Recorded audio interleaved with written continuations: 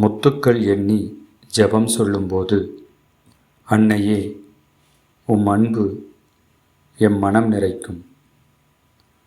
தாழ்ச்சியுள்ள வாழ்க்கை வாழ்ந்த அன்னையே, எங்கள் பாதையின் வழிகாட்டியே, உம் வார்த்தைகள் நம்பிக்கையால் எங்கள் வாழ்வை மேலும் அர்த்தமாக்கும்.